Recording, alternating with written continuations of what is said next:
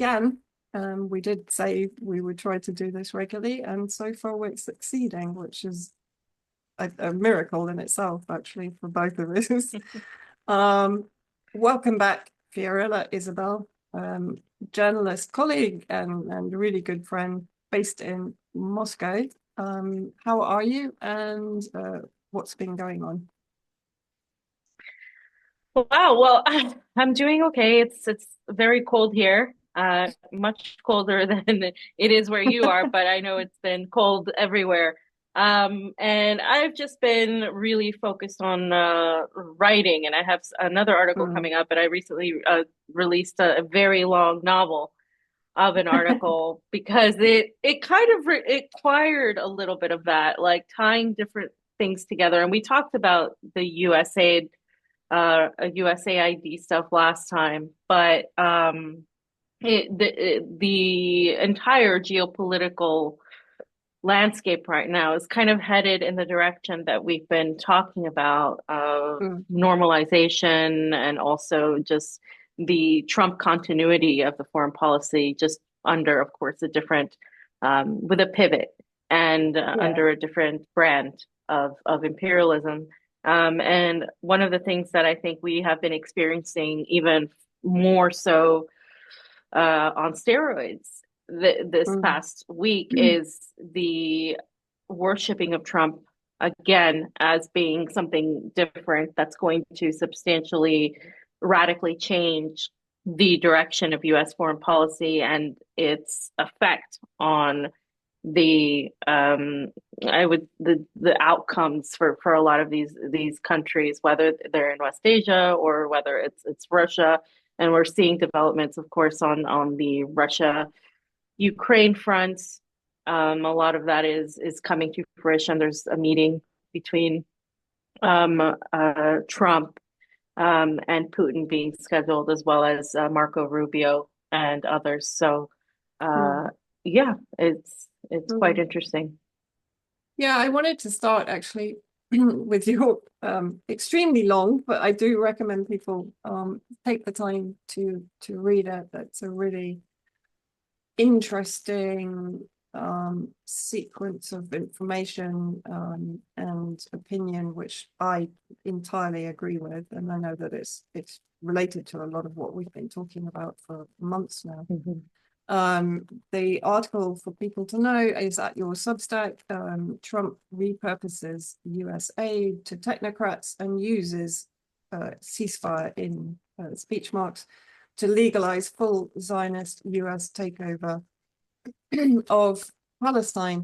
And I mean, I just first of all wanted to make a point, I find it sort of extraordinary that USAID was pretty much funding the majority of CIA operations in Syria that I both led to and sustained the regime change war from 2011 onwards. And of course, among the primary recipients of USAID funding, particularly of their establishment, were the infamous white helmets Mhm. embedded with Al Qaeda and producing much of the chemical weapon um, narratives that were used to criminalize the Syrian government, and now, of course, are re-emerging.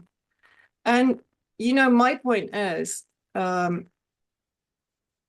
Trump is effectively, this is what people believe, is that Trump is now destroying the mechanization or the organization that effectively enabled them um, to Mhm. run these wars, right? What's going to happen in reality to all of these organizations that were outreach agents of the CIA, whether it was the White Helmets, the Syrian Emergency Task Force, all of them were in the money beds of the NED, the USA. Mhm. Are we really supposed to believe that the man who is just, which is Trump, that has just delivered the largest military shipment in Israel's history to Israel, is going to destroy their entire smart power complex, basically. Or, you know, I know we have discussed this before, but you've gone into it in a lot more depth in your article. So run through some of the thoughts that you had in the article itself. Yeah. So, you know, the one of the most important things besides the USAID being repurposed into the technocrats, right? So I'm going to mention that again. So there's two things here. The USAID is being now ushered in through the State Department. Essentially, it's gone in how it used to exist. But Marco Rubio, who is, you know, the Secretary of State now, he is in charge of it for now, and he has named himself in charge, and he has opened up this department for the Doge, which is under Elon Musk, who has hired pretty much every technocrat that he has worked with and who has been supporting him from Silicon Valley. We're talking about the people that have ties to, for example, Palantir. And we have the PayPal mafia, and JD Vance, the current vice president, was directly connected to the PayPal mafia. He was given 15 million for his Senate campaign. He was also given money for his vice presidential campaign as well for that.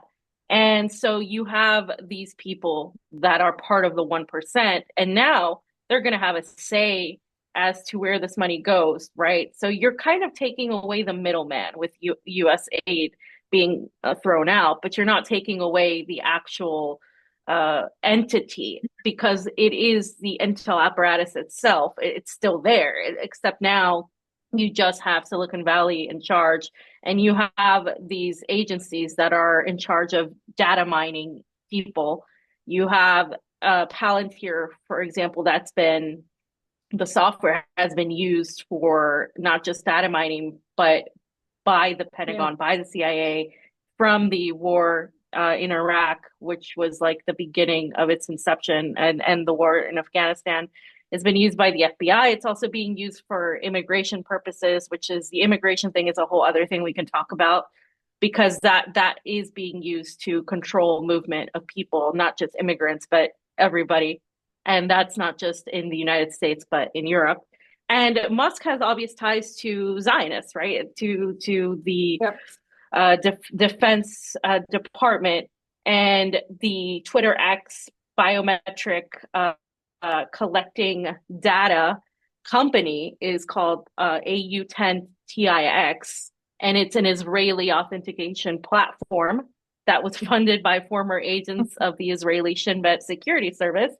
And it's actually used on Uber, TikTok, LinkedIn, and other companies. And you also have the Open AI, which is Sam Altman, and that was funded with Elon himself as well.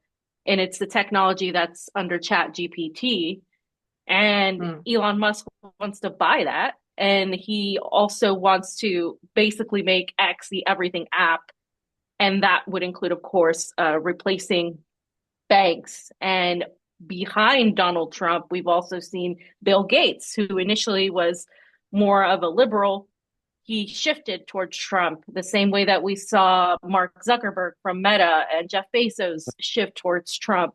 So it's interesting to me why people don't question why the 1% is suddenly shifting towards Trump, the guy that's supposed to take on the deep state, because he's not doing that, right? He's not going to do that. In essence, so for me, it's kind of very obvious, but there's also the very important factor here when we talk about Gaza and the ceasefire and that particular area. And this has rarely been talked about, and I kind of want to dive deep into it, because it's essentially that part is going to tell us exactly what the United States and Israel plan to do, not just to Gaza, but to the entire Palestinian territories that exist. And it's kind of crazy when you read it and you see what it is. I'm talking about the Abraham Shields plan. Yeah. And that plan to me is it looks like prophetic because it was put out a year after the Mm. October 7th Yeah. so-called massacre, Mm. and it literally lays out essentially the ceasefire that was brokered by the Gulf in a way that tells us exactly the coming foreign policy by the United States. So I can go into that um, if you like, but I'd like to hear what you have to say. Yeah, no, I mean, in total agreement with you. And it's funny, the Abraham Shield is actually, it's funny how it's morphed into being the Abraham Shield, because these kind of plans, I can't remember, I think it was back in May 2024, that I wrote about plans for Netanyahu's dystopian future for Gaza, which, as I've said Mhm. before, was this kind of complete ethnic cleansing of Gaza, apart from concentration camps within concentration camps, which would be basically the Palestinians Yeah. that were not going to make any noise and could be used as slave labor for the industry that would be implanted over their dead bodies, their bones, and the remnants of their homes, of course. The gas would be Palestinian gas would be used to effectively run the free trade zone and the industrial sectors there, which would all be in the north of Gaza, which of course was the area that Israel most decimated in the last year or so. And it's really interesting for me how pretty much that plan has suddenly morphed into this Abraham Shield. And of Exactly. course, the fact that it has is because Trump, under the guidance of his son-in-law, Jared Kushner, who's the big waterfront, property Mhm. developer, and not only in Gaza, by the way, but pretty much all over the world. He was the one that brought in the Abraham Accords, which was the first stab at normalizing with what are called by the Zionist entity the moderate Sunni Islamic states. Mhm. And if you remember, I don't know if you remember, like I think it was 2 or 3 years ago, they were talking about an Arab CENTCOM, including Israel and those moderate Sunni states. So it was already, this whole idea was already being floated out there. And of course, countries like UAE leapt at it, and it's UAE right now that are pushing hardest for Trump's plan to take over Gaza.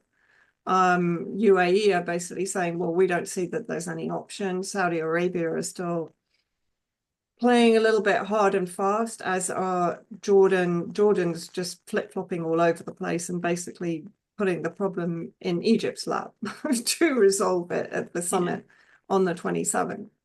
And it's very hard to see how these countries, unless they're prepared to go to full-out war, are going to stop it, because both of them are in hook completely up to their eyeballs with the US and Israel.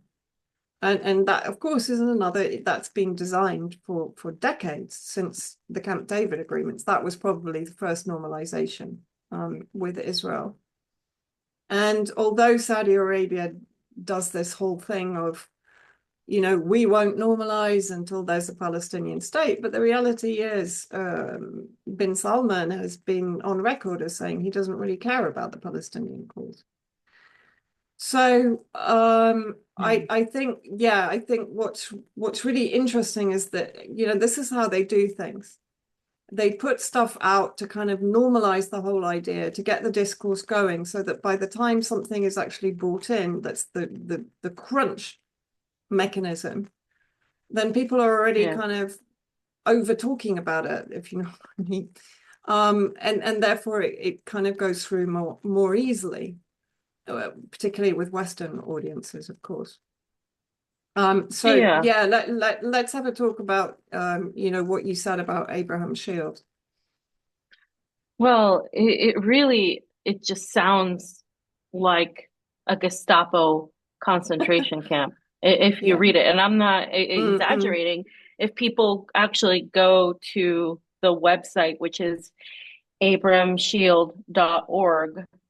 slash en if it for English, and you look at their, their page that Mm. has the about us in it, it talks about, it lays out specifically what the goal of this entity is, and it talks about establishing this technocratic transitional government in Gaza with regional backing, and we know who those regions are, that are Mm. going to provide all civilian services to Palestinians. And it also talks about how Israel is going to claim a victory, which is not surprising, right? Because we know the reality is that they did not accomplish their goal of quote unquote eliminating Hamas. Mm. Which, so even if they say this is just PR for Israel. But then it talks about the hostage exchange, which we have seen, you know, a few weeks ago that was leaked and put out for the media. And it's just very similar, an exchange of Israeli hostages, both dead and alive. And then the Palestinians would be released, and there would be the withdrawing of Israeli forces from Gaza. And there was going to be an agreement established with the United States. And all of that has happened. I mean, the agreement with the United States, and Israel still gets to have these targeted raids that they call Yeah. these targeted raids, right? So these targeted raids sound like nothing. Like, oh, it's just, they're not going to be there, so it's just going to be targeted raids. But forever Israel has called what they have done to Palestinians, the assassinations, the harassment, the killings, targeted raids. And so that's not a change of anything. They can call anything a targeted raid. Meanwhile, when Palestinians defend themselves, it's going to be promoted as terrorism. And they don't Mm-hmm. want any sort of quote unquote terrorist infrastructure. And they want now Arab forces to come in to help maintain law and order. And it's interesting because the ceasefire talks about a U.S. Military, which is already there. You have U.S. forces already there. So you already have essentially what is being outlined here, especially with the what they say, quote, that this will be spearheaded and funded by Western nations and moderate Arab states, led by the United Arab Emirates and Saudi Arabia. And Mm. this kind of goes along, Vanessa, with what we've been talking about is the Gulf and how they are being utilized to isolate Iran. And one of the things that is, I think, very important to point out here is that particular relationship with Iran. And we just saw that Iran has been trying to normalize relations with Israel. There's more on that I want to get back to, but I think that's a very, very important part of this. And this has been the plan all along to get Iran to normalize relations with Saudi Arabia. And Israel is obviously using the Gulf to not just isolate Iran, but also be able to complete their expansion and the Greater Israel project. Mm. And one of the things that really stood out to me about this Abram Shield plan is the lack of monetary cash. So there would be no cash, right? Yeah. This is zero cash. And for me, what we have seen happen in Israel in terms of COVID, in terms of a lot of experiments that have been done, it kind of shows to me that they're trying to utilize Palestine and Palestinians for something that they, and by they I mean the empire, including not just Israel but the United States and its allies, to potentially replicate this, not just in the Mm. United States, but in Europe, because this is something that definitely could be implemented. You're talking about inhibiting movement and having, surveillance, mass surveillance and intelligence around. You're talking about having police forces in a city, in an area. You're talking about having cashless payments that can be controlled by the government in this way, right? Yeah. And all of that can be replicated and will be replicated if it's allowed to exist in Palestine. It will be replicated elsewhere. And for the people that, don't care about Palestine for the humanitarian reasons, they might, might be interested in that reason, because I definitely see that being used. And they go on to claim that they're going to continue to withdraw from southern Lebanon and conclude this Operation Northern Arrows plan and all of that. But I mean, to me, this is happening. What has been stated here is happening right now, and it could only happen with the fall of Syria, because now their goal of preventing arms in Syria from going into Lebanon and Jordan and the West Bank is going to be a lot more easy for them to accomplish. And it's interesting because this plan was put out before the fall of Syria. And it outlines exactly how they wanted to promote a quote unquote stable government in Syria. And now we have, of course, HTS there, these people that are these terrorists that are murdering innocent people every day. You see the news that's largely ignored by Western media and mainstream media, and the majority of media now is actually not talking about what's happening in Syria, because they're on to the next thing. They're on to like, oh yay, there's great relations now coming between Russia and the United States. Oh yay, like there's progress here. Yay, Trump. So it's kind of like now this is on the back burner, but really what we should be looking at is the goal of Israel and the US taking basically Egypt, Jordan, the Emirates, Saudi Arabia, all of that, and bringing them together against the resistance. This is a war. It's another war that's happening. It's not just an economic war, because that's part of it, but it's a military and ideological war against, I would say, Shia Muslims, and against the resistance and the anti-imperialist sectors. And I find this, when I was reading it and dissecting it and kind of putting it alongside everything that's happening, I find it really frightening that this plan was laid out far before anything happened in terms of the fall of Syria, in terms of Russia, Ukraine, US talks, and before the ceasefire that was brokered for Gaza. And now, looking at those things side by side, you can put it together that this is a plan regardless of any of that. This is what they're trying to push, and this is how they're going to get away with it, is by, as you just mentioned, the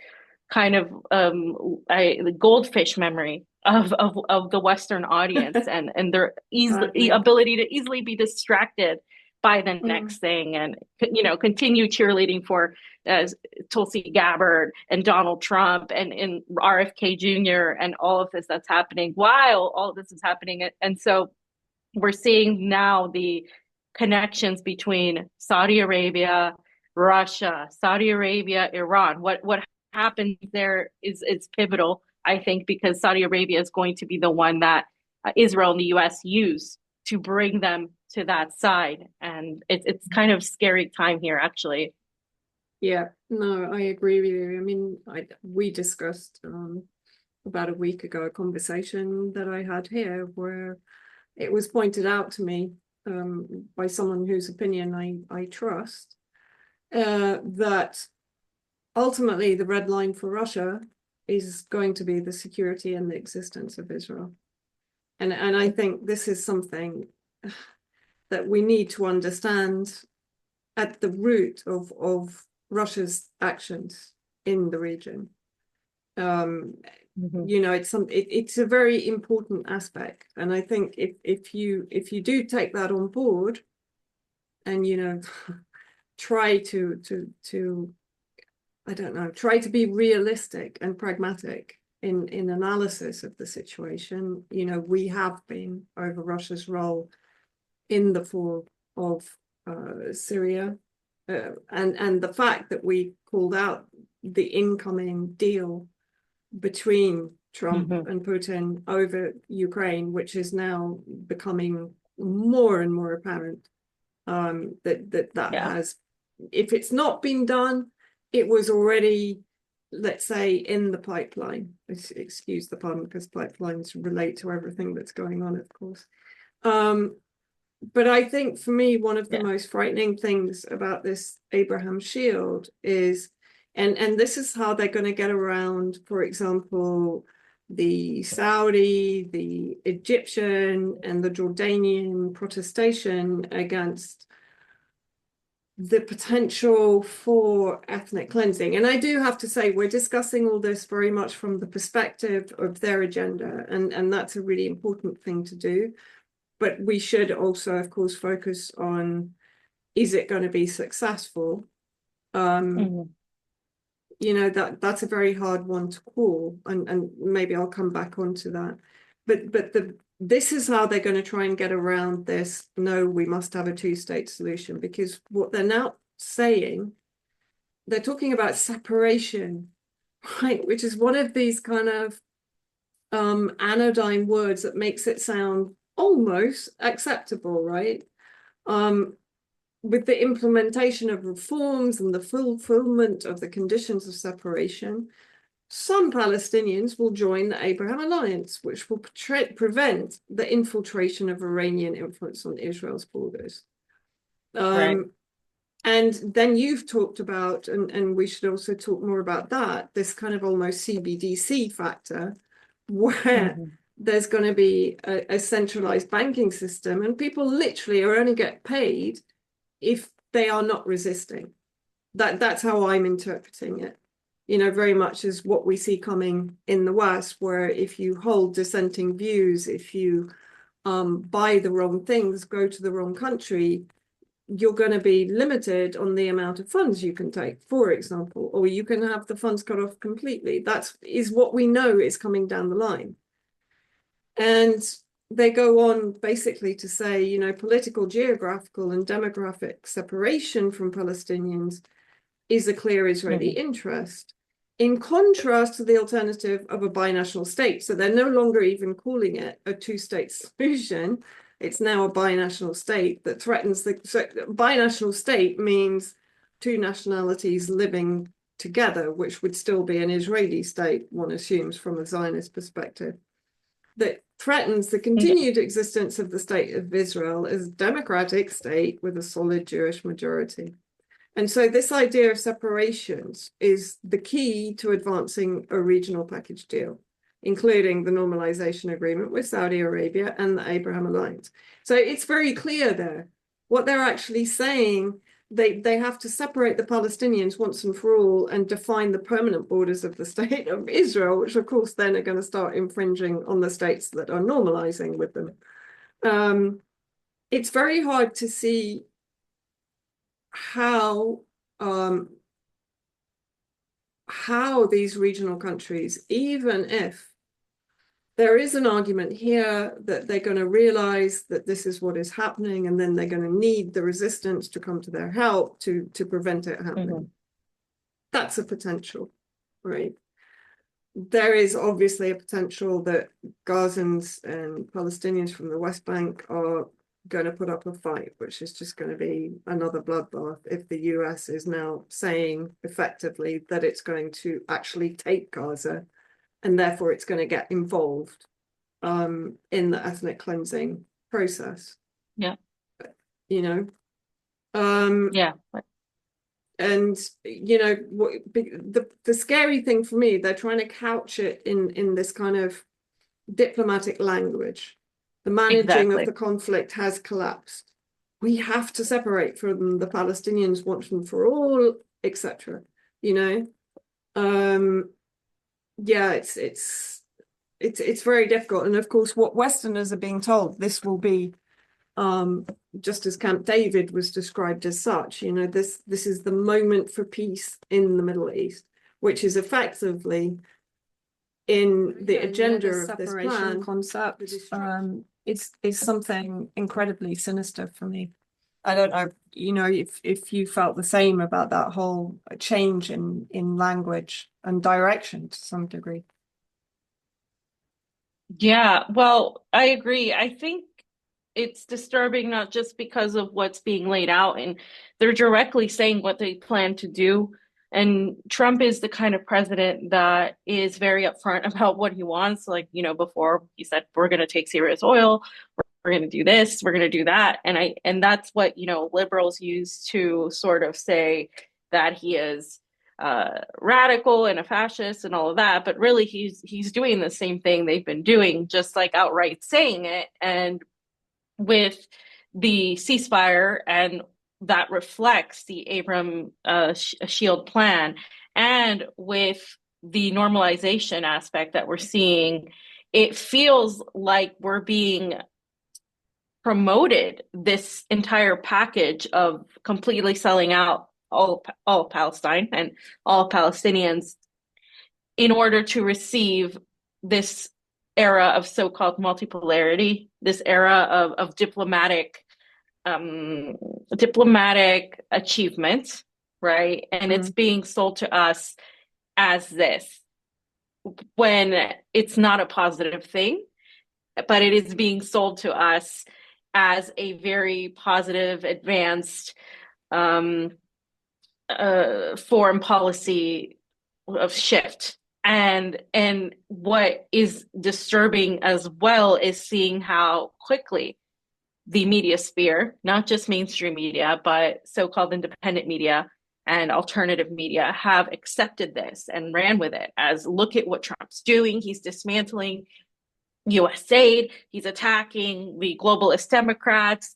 He's changing things. He's challenging the status quo. Look, Donald Trump wants to avoid nuclear war because he's telling China and Russia that they have to halve their nuclear or their defense budget by half. And the United States will also do that. But this is all talk. This is all branding. This is all PR, because in reality, the United States needs and is directing the advancement of Greater Israel, is directing the isolation of Iran. It's also trying to direct this giving in from Iran. They're trying to push Iran to basically comply and open up and say, look, if you come to the table and participate in basically giving up the Palestinians, this is not what they're saying, but this is what's happening, then maybe, we're going to lift the sanctions. Then maybe we can go back to a nuclear deal and figure this out. And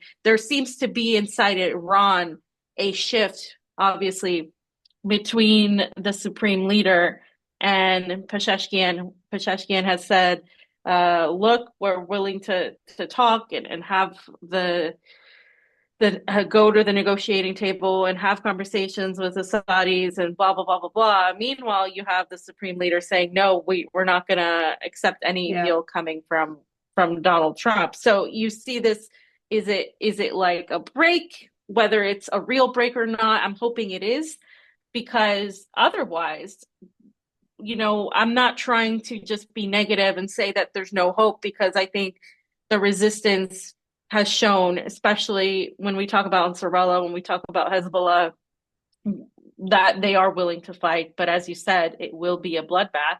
And the United States and Israel have a lot of the most ability to gain weapons, to gain funding, to bring all of these people against the entire resistance, starting with the Palestinians. Because again, if it's Palestine, it doesn't end there. They're going to come up after the entire resistance, including Iran, if they become a part of this. And so I hate the fact that it's being tied into a little bow and given to us as this gift that we should accept as a win for multipolarity, as a win for just the advancement of society and peace. It's not peace. And I hate peace under the facade of selling out Palestinians is just Yeah. not, yeah, it's not real, essentially. Mm, It's a veneer, and that really just angers me because it's so obvious what's happening, and yet people are just cheerleading it because they want to win. They want to feel like something good is happening. And I'm specifically talking about Westerners because I understand that people have faith in the resistance. I understand that's a different type of belief and fight that they don't want to give up, that there's always going to be mm, that spirit of fighting, that ideological and almost spiritual desire yeah. to fight their oppressors, which I think Mm, it's a given right for the people of the region. But in terms of the Westerners, I feel like it is an attempt to pat themselves on the back and move on and back to well, this yeah. US exceptionalist point of view. Exactly. And I think, we saw how Americans, and I'm not saying all of them, but many were reacting when RFK started showing his Zionist colors, and when Trump started appointing basically the most Zionist administration in history, as far as I'm aware. Mm-hmm. It became, well, it's not about one issue. In other words, we don't really care about that issue. We just kind of want it gone. We're tired of hearing about all this conflict and so on, and we're paying for all the weapons that are massacring and genociding Palestinians and Lebanese and Yemenis and so on. So it's not about supporting the end of the war for the right reasons, right? And I think we are literally heading towards yet again another war against Shia Muslims. And this, they've Mm-hmm. faced this level of persecution since their very establishment. People can easily read up about the history of Shia Islam, but it's based on resistance against oppression, because they have been the most oppressed branch of Islam in history. And Yeah. when you look at, and again, I'm taking this from the Abraham Shield website, but when they talk about implementing a blockade plan against Iran and preventing its nuclearization, that's always been Israel's obsession. Nobody talks about the fact that Israel is fully nuclearized, and actually even the US doesn't know to what extent. Um, and they're talking about focusing their resources on the head of the octopus, with the understanding that Iran is the leader of the regional chaos, and that its interest is to rehabilitate the proxies and stranglehold Israel in wars of attrition while it goes nuclear. I mean, this is, it's a bit like listening to Jolani in some of his speeches, where he's just reiterating all of the propaganda that was used against Syria to sustain the regime change war for 14 years. And he's just reviving it all now. It's like history is being completely rewritten, as always, by the victor. And sadly, the Syrian history of it is just being erased. And of course, it's talking about isolating Iran from the region and accelerating the cutting off of the tentacles of the octopus. And of course, what does that mean? The Mm-hmm. largely Shia resistance groups in Iraq, in Yemen, I'll come back to Yemen. Those that remain in Syria, of course, what's happening, the ethnic cleansing of the Alawites and the Shia Muslims, even the Christians in Syria, and of course in Lebanon, the Hezbollah, the Amal movement, and also many of the Christian movements that are aligned very much with the Shia resistance. So Christianity and Shia resistance kind of goes hand in hand with some Christian denominations. And that's another reason that the West has been trying so hard to remove Christians from the Middle East, from Iraq invasion onwards. And many of them have gone. I mean, in Aleppo alone in Syria, I think it was 75% of Armenian Christians left during the terrorist bombardments from 2012 onwards. Most of them ended up in Canada. And of course, their visas were facilitated. I wonder why.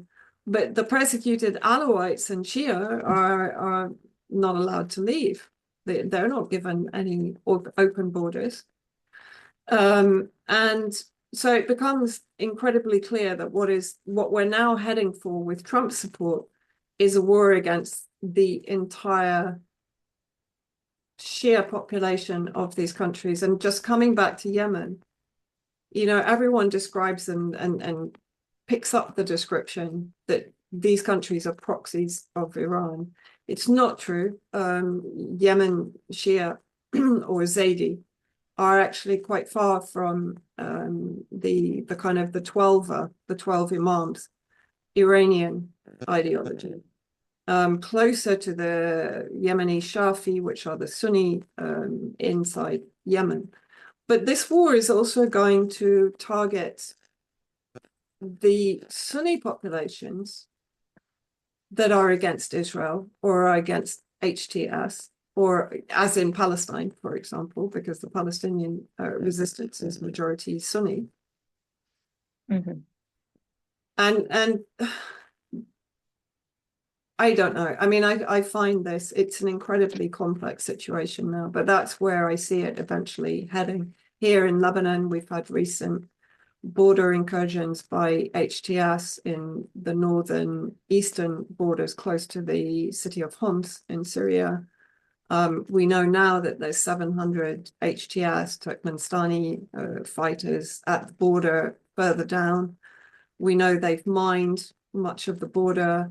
Israel is establishing more security points in southern Damascus. It's reinforcing the Mount Hermon base that they captured shortly after the fall of Damascus, which is the highest point in Syria. It enables them to surveil pretty much all of Lebanon and all of Damascus. And they're refusing to leave the 5 highest points in the south of Lebanon, which again provides them with vantage point and bases from which they can consistently fire on southern Lebanon for whatever infraction they deem is legitimate. And of course, we know none of these infractions are legitimate. In the village of Hula, yesterday, I think it was, they shot a 13-year-old girl. They wouldn't allow the residents of Hula to come and take her body. As far as I know, she's still there. I assume, a very awful tragedy. She bled to death. She had already lost her father in the war.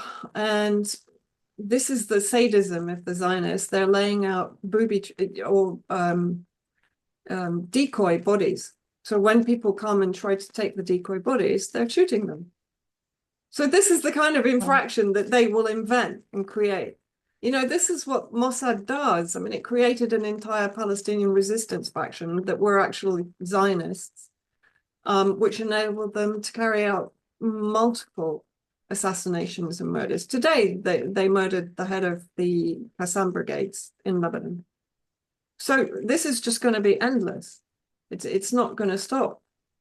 And ultimately, I don't see how we avoid the region being turned into complete turmoil. So while Trump is talking about peace, he knows full well that his agenda is not going to end up with peace. Yeah, and I think this also points out the very not just racial, but it's clear that once again the West is looking at peace from their own standard, and that includes Europe and even Eurasia.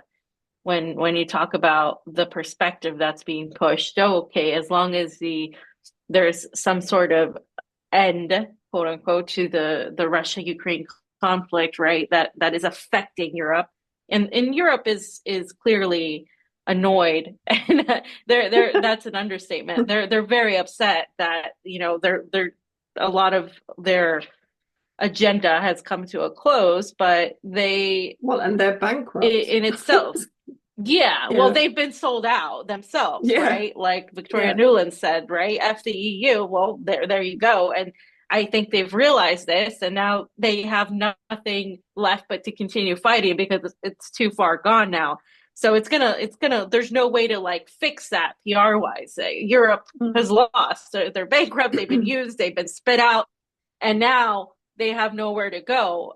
But what I think is important in looking at this is the regional geopolitical implications in the global south, because what you have happening is you have Secretary of State Marco Rubio is going to meet with Russian officials in Saudi Arabia, I believe tomorrow, if not today. I think it's tomorrow, but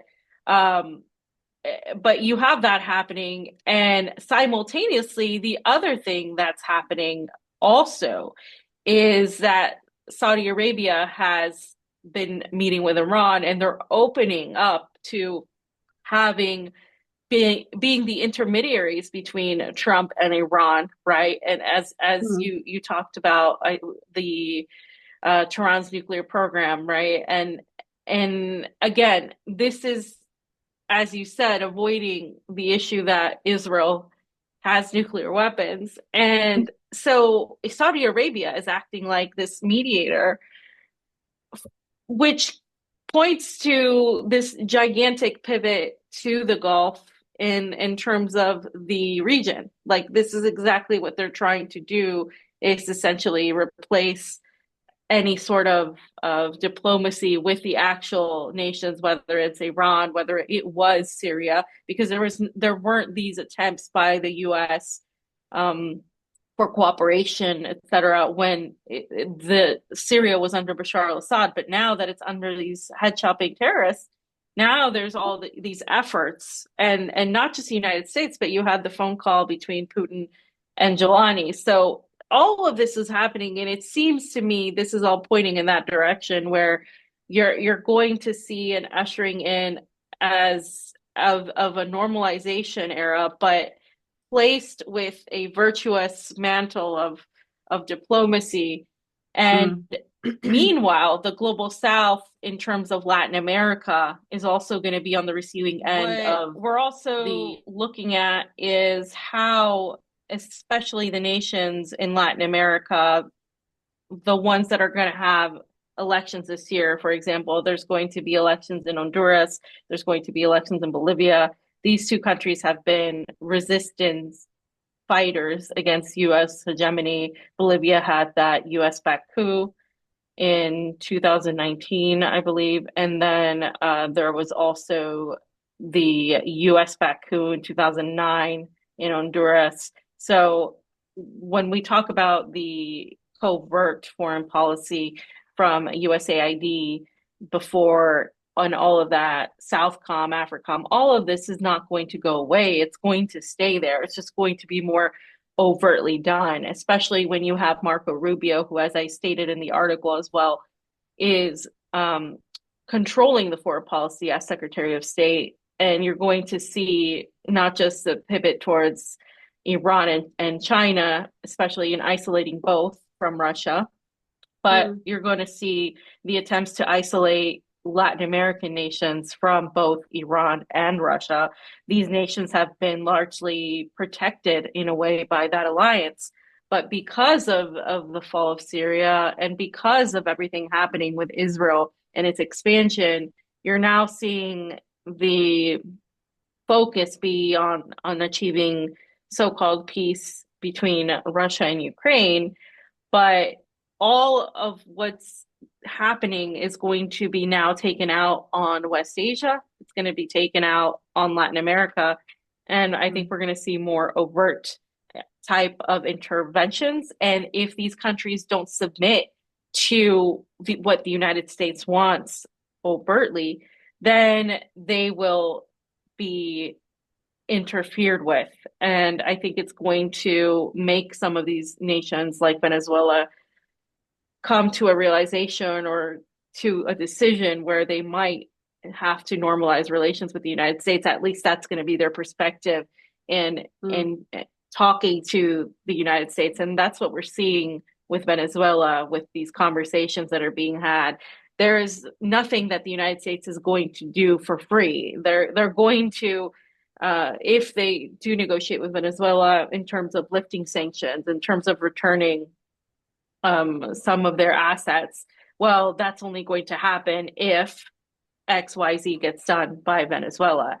So Mm. any anti-imperialist sector that negotiates with the actual terrorists that we're talking about, the ones sitting in the Pentagon and DC, then they're going to have to really assess if that is worth it. And I think that's the next thing we're going to see. And if we're not already seeing it, is there's going to be a sector of people saying, well, this is actually good for Venezuela. It's good for the country. It's going to perhaps get the semblance of its economy back. It's going to lift the sanctions and allow people an immediate respite, right? Same with the ceasefire. So all of this is being thrown at us as like, okay, this is actually good for the people right now. And it is in some ways, right? You can't deny that the lifting of sanctions would be a good thing, but at what cost? At the cost of having these countries then eventually be entirely controlled by the United States and become just other vessels of their neo-colonial ambitions. So it's what we're seeing to the potentials with Venezuela, with Cuba, with the last fronts of resistance in Latin America. And that's not coincidental that it's happening at the same time as we're seeing the attack on Palestinians, on the resistance, these factions that I think are intrinsically aligned and connected, not just obviously alliance-wise, but also ideologically under the having been under the boot of US empire and kind of fighting back and believing that, you know, there is a pushback with Russia. There is a pushback because of multipolarity and the BRICS potential. But if the BRICS potential ignores the greater Israel and ignores, as you mentioned earlier, what Israel is doing and is part of that, and if Russia enables the security of Israel as existing as a state, when we know that there will not be peace in West Asia or the Middle East, if as long as Israel exists and Israel will never be away from the United States, then it is almost like a self-sabotage. It is entirely a self-sabotage towards any idea of actual multipolarity and what people are perceiving multipolarity to be, which is a world where there's some sort of equity, some sort of multiple respect for sovereign countries that in itself cannot exist, because now you have a sovereign peoples that are completely being thrown out and fed to the wolves because it's not convenient for everybody else. And so there's that question again that I think all of us have come to face with. And I think most of us that perceive things the way we do not believe that the ends justify the means, right? And then there are people that do that believe that and say, well, you know, something's got to happen. You gotta have something's got to be sacrificed in order to achieve some sort of peace. I don't believe in that. I think if you're going to become the evil in the process of trying to attain the good, then everything you wanted to attain in itself is just contrived. Mm. Well, it also means we've learned nothing from history. You know how many thousands of years of crusades and empires rising and falling, and we're just heading into another paradigm, really. You know, if the US agrees in the end that there should be different blocks of power, and this is then going to be labeled as the multipolarity, and those blocks of power, I mean, you know, Trump has been talking about trilateral talks with China and Russia, which I do find, I know we touched on that lightly, and it might be worth talking about it very quickly before we end. But to me, that smacks again of this isolation of Iran. And one really good point that you made to me recently, for example, because I know people are going to say, yeah, but you know, Russia's just entered this strategic partnership with Iran. But perhaps you'd like to point out what you realized when you looked at the difference between the strategic alliance with North Korea and the strategic alliance with Iran. And I think that's, you know, for people to actually understand what you see on the surface doesn't reflect what's going on beneath. And bearing in mind what you're going to tell people, bearing in mind again this idea that I was given here, that, you know, Russia was never really perceived as an ally except from a very pragmatic, materialistic, economic trade relations point of view. And Putin has a very historic cultural view of countries. Like, for example, he does perceive the Middle East as a disaster. He sees it as constantly destabilized, unable to attain stability. Of course, we know why.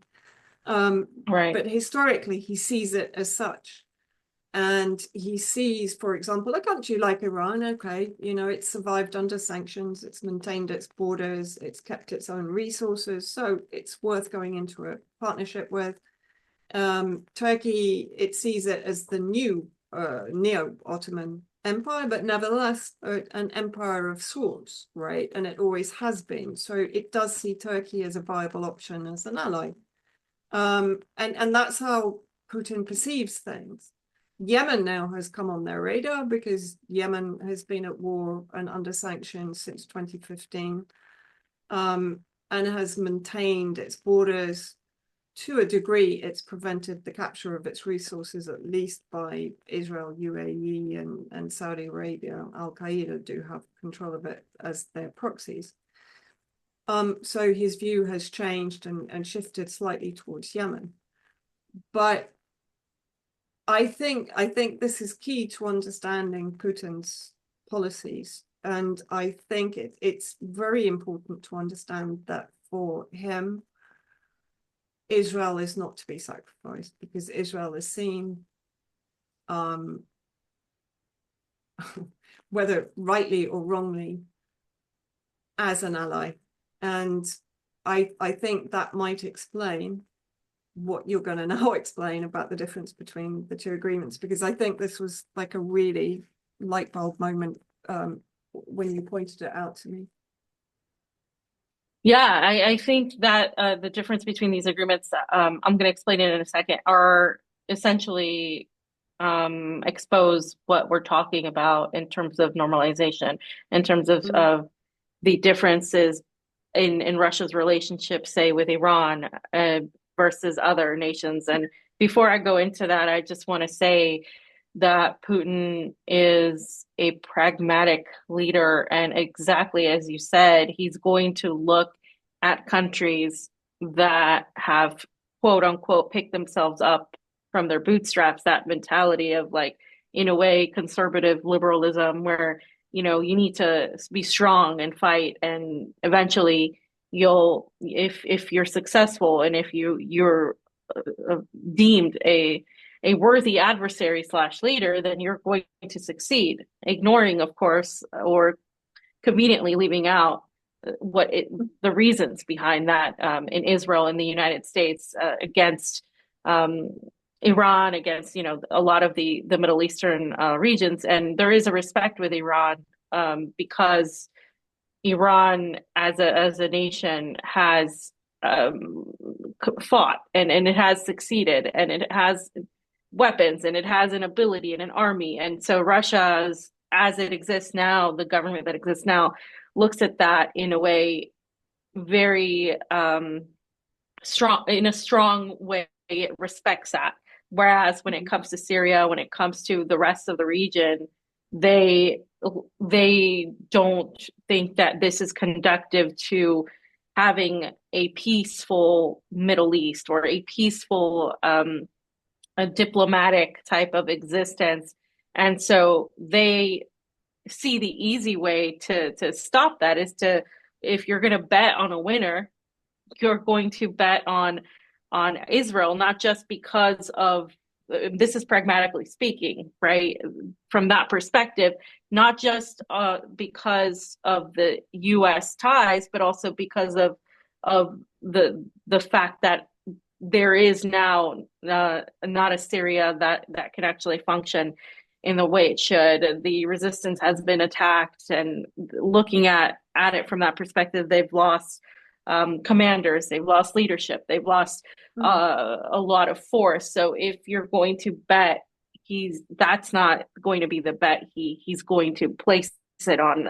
The other thing is that in terms of pragmatism, Saudi Arabia and the Gulf are headed in that way as well, to normalizing relations, having business and economic relations that benefit the individual states as well. And there is no room for an ideological, spiritual type of fight when it comes to geopolitics, ironically, with a lot of Russia being, the Russian government pushing the idea of Christianity and all of that. That's not really something they look to when it comes to the battlefield. And in looking at North Korea as a state, you look at what North Korea has done and its nuclear arsenal, and of course that's where Russia is going to align itself in case there is some sort of fallout with the West, because there is this security with that. There's a perception of respect, of being able to succeed and hold off the West for this long. So in that treaty that was done by North Korea and Russia, that whole treaty was basically verified by the State Duma. And if you actually go to, I think it's actually under Wikipedia, and there's a link to that. But I have it on my X, and under this thread that I did about the potential Russian negotiations with Ukraine via United States. There is two marked differences between the treaty that it did with Iran, which is a military and economic type of alliance. But the difference is when you look at the treaty between Iran and Russia, it's actually taken from the Soviet Union, but it's specific in terms of having in its Article 3, third point, it says that in the event that either contracting party is subject to aggression, the other contracting party shall not provide any military or other assistance to the aggressor, which would contribute to the continued aggression. Meaning that if there was an attack against Iran, Russia would not get involved, essentially, right? Yeah. And it should help to ensure that these differences are settled via the United Nations Charter and other rules of international law. This is Russia's go-to when it comes to diplomacy. They constantly push the UN Charter and the UN, which was, of course, the entity that recognized Israel when it shouldn't have. And on the other hand, you have the agreement between North Korea and Russia, which is a direct military agreement. And like I said, it was passed by the State Duma. It was completely verified. It's been verified. And it states that in case a direct threat of armed invasion is created, the two nations shall immediately operate the channel of bilateral negotiations for the purpose of adjusting their stands and discussing feasible practical measures. Article 4 of the treaty states that should either nation put in a state of war by an armed invasion, the other provide military and other assistance with all means in its possession without delay. So in case there is an attack, say, on North Korea, then Russia is supposedly, according to this treaty, going to provide, if there is no way to, talk this down, then Russia is going to immediately provide military assistance and without delay. This is going to be just without delay. And this is also in accordance with the 51st article of the UN Charter and the laws of the DPRK and the Russian Federation. So they haven't changed this. This is something that they have had, but for some reason they don't have this with Iran. And that to me says a significant amount, that even though there's this the respect going on with Iran, the question of Israel is always going to be there, because Iran is diametrically opposed to Israel in terms of geopolitics, in terms of military, in terms of fundamental belief. And clearly Russia has made a decision to really be quote unquote neutral, but in their neutrality, there is no neutrality. Because if you're not going to have an agreement with one of your major allies, I mean, everybody views Russia and Iran in the West as major allies, military wise.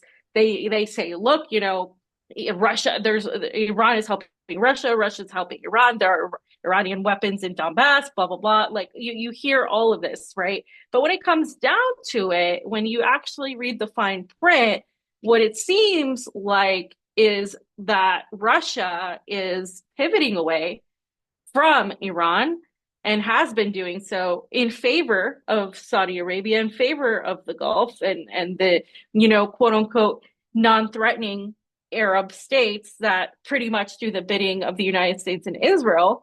And in that way, it is giving its support to Israel by not, by sort of building this barrier between Iran and itself. And I think a lot of people don't know this, or don't believe it, or don't see it, like, or just refuse to talk about it, because they have this ideological just perception that Russia is, I think, the Soviet Union. And they're not. And then they haven't been for a long time. There's not an ideological alliance that they have. All of the alliances that remain, even with a communist country like North Korea, it's not because of communism, it's because of military might, it's military potential and necessity in terms of that relationship. It's not because they're ideologically aligned with North Korea. It's more of along the lines of necessity. And I think even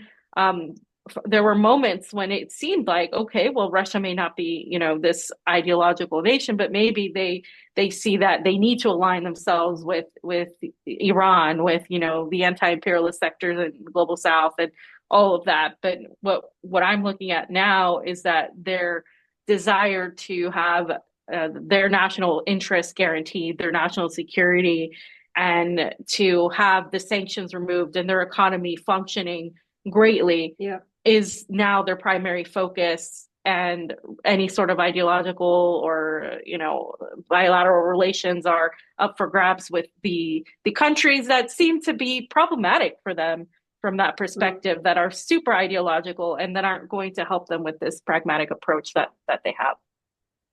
Yep, I think that's a very good description. Even their alliance with Turkey, which is effectively a NATO member state. Yeah. So is always going to be allied with the US, right? So yeah, I think that's a much sort of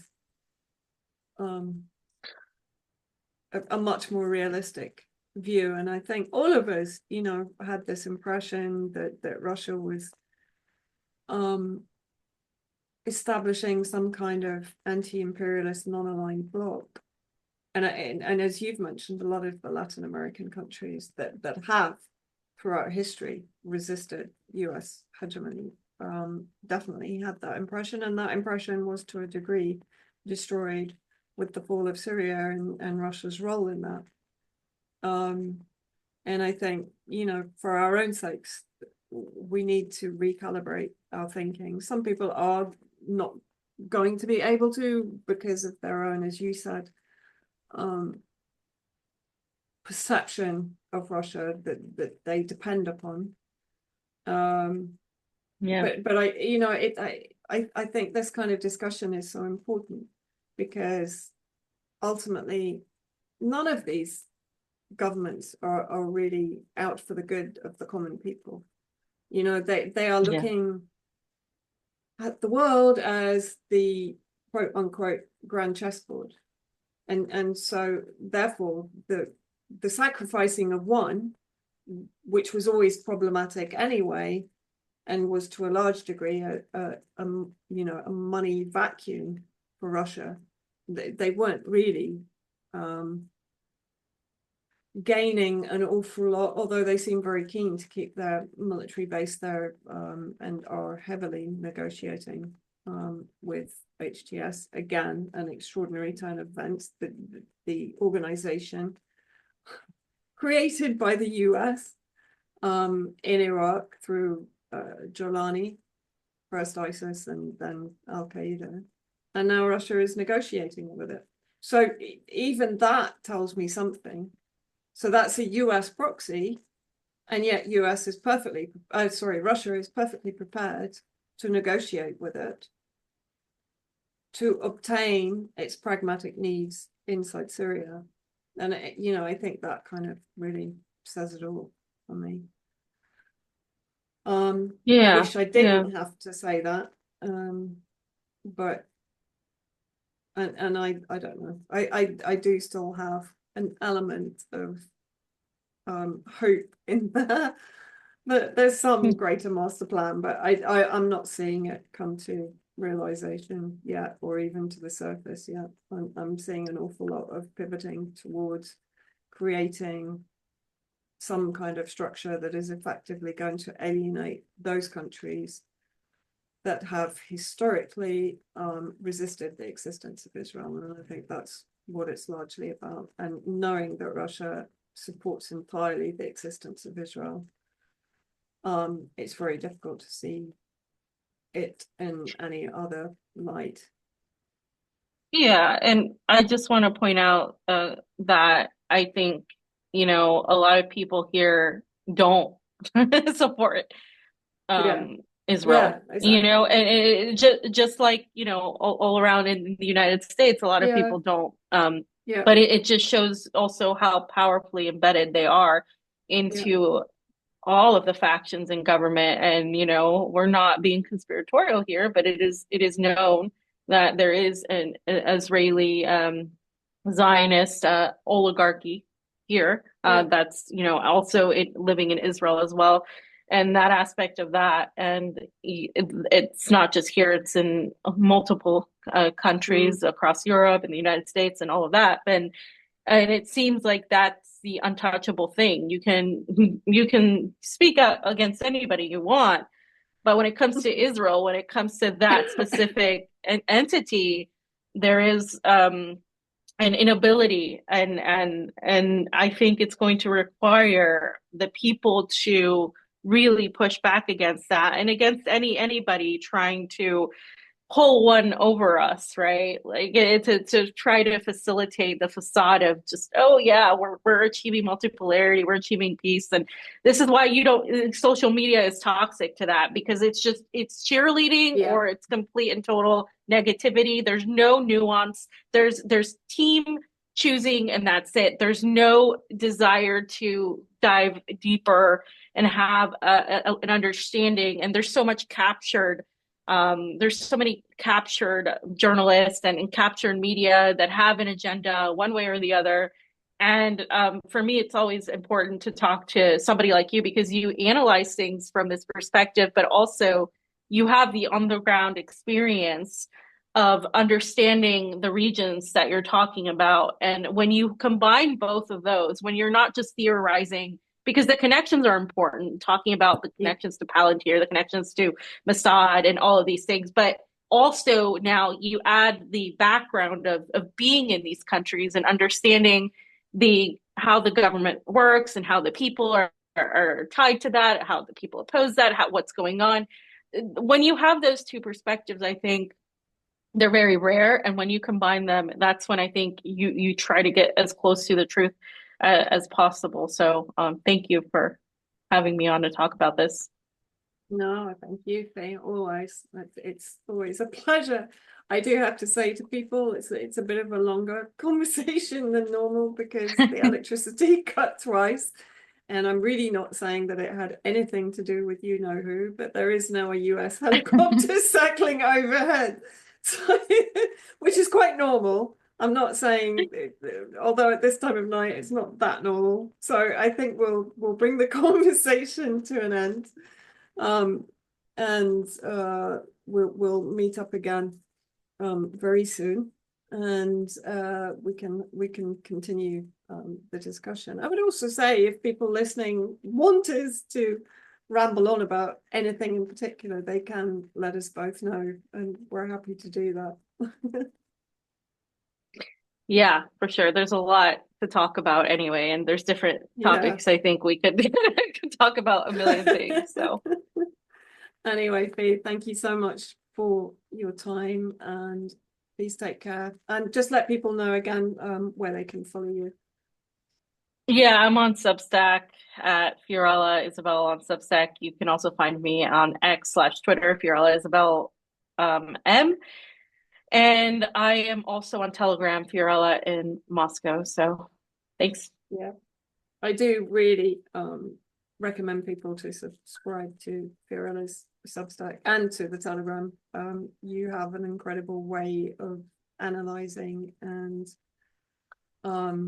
expressing it that I think is very accessible to most people, but also very detailed and informative. And you know, you're one of my go-to sources for opinions, and just checking out my own opinions, if you agree with it or not, and having the conversation to kind of weed out the nonsense and come up with the reality. So I really appreciate you for that. Please take care, Fee, and we'll try and get together again next week.